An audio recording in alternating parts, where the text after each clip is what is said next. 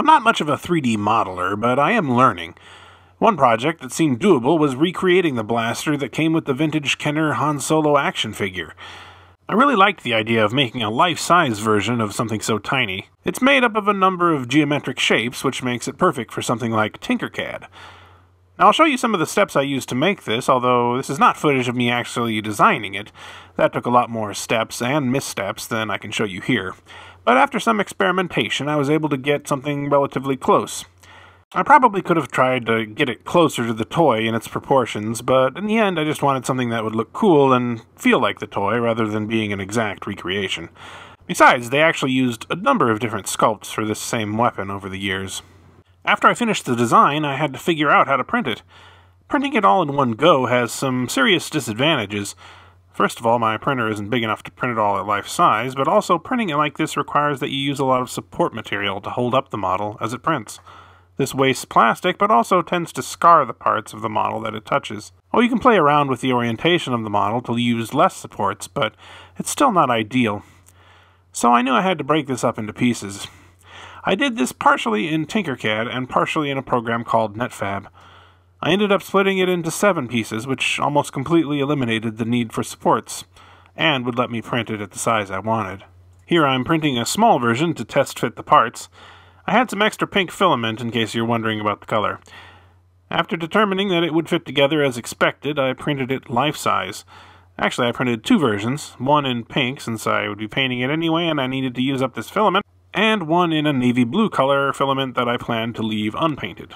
And here you can see how the different pieces would fit together.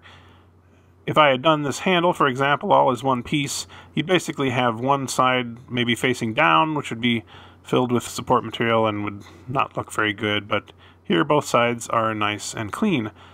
And here's the body of the gun. Whoops.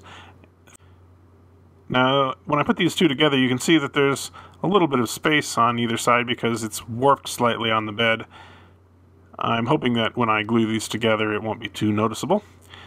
And I'll just try and put some of these pieces together so you can get an idea of what they'll look like when they're assembled. So the 2 pieces of the scope go on top of the body, and then you have the barrel, and of course the handle. Here it is all assembled. I just used some super glue to assemble this. It helps to rough up the parts that you're mating together, but it worked just fine. You do have to be a little careful not to get them misaligned though, which is a bit of a problem with some of these parts. I should mention about the color of this filament. It's actually quite a bit darker in real life than it looks here under these lights and against a white background, but I think it's a pretty good match for the actual toy. Since I printed this in so many pieces, it doesn't have any support material visible, so under here, for example, there's no scarring where there would be if you had printed it all in one piece, but there are some seams, as you can see right along here, especially on the body. The seam is a little bit noticeable, which is a little bit too bad. But it's not that bad. Overall, I'm pretty pleased with how this one came out, but I did want to try totally finishing and painting one of these. So let's move on to the pink version.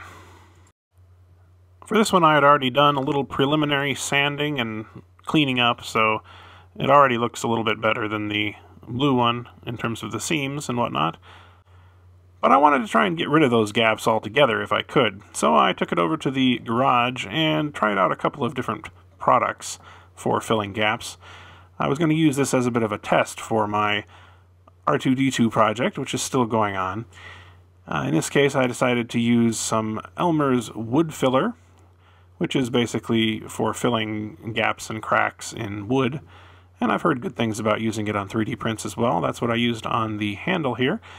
And after you let it dry and sand it, it gets pretty smooth. But I also wanted to try out some glazing and spot putty from Bondo, which is like the regular Bondo body filler, which I've used in the past on R2, for example, but a lot thinner. That's what this darker brown section is.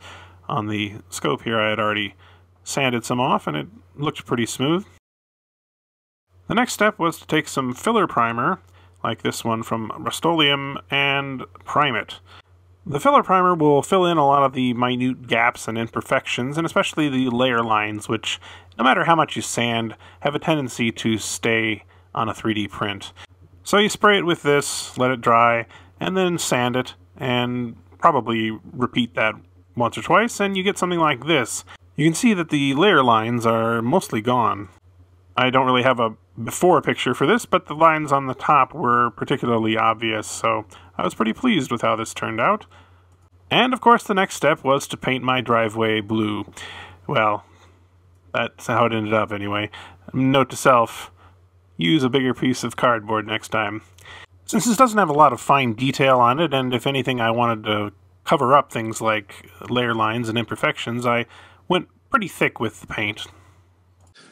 And here we have the completed blaster, all painted and finished and everything. I might actually spray this with a matte coat of clear coat just to protect the finish. I haven't done that yet, but it's essentially finished. And you can see, if we look across, like up on the top here, it's very smooth. You can't see any of these layer lines. You can't see, for example, on the handle, really any indication that this was two pieces joined together.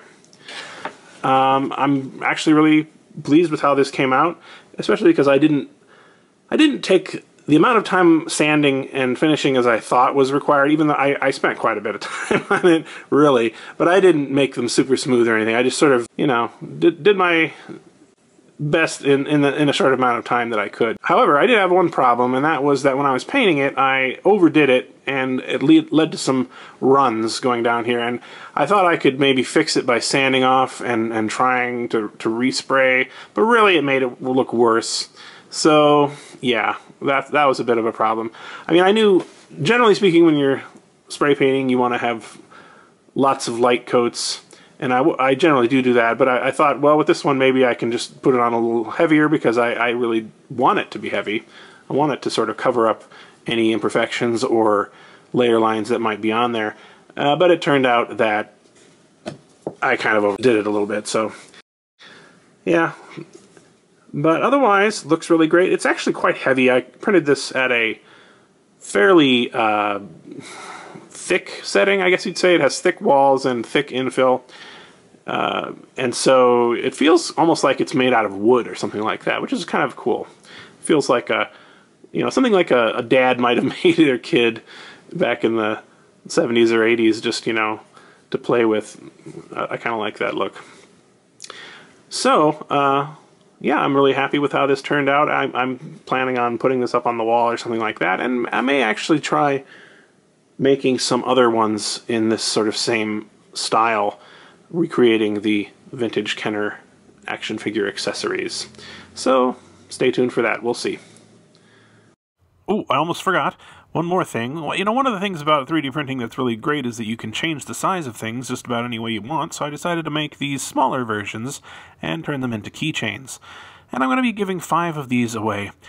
Now, these are printed all in as one piece instead of being assembled, and I printed them standing up on the bed like this, so there's a little bit of support material there on the back that I had to remove.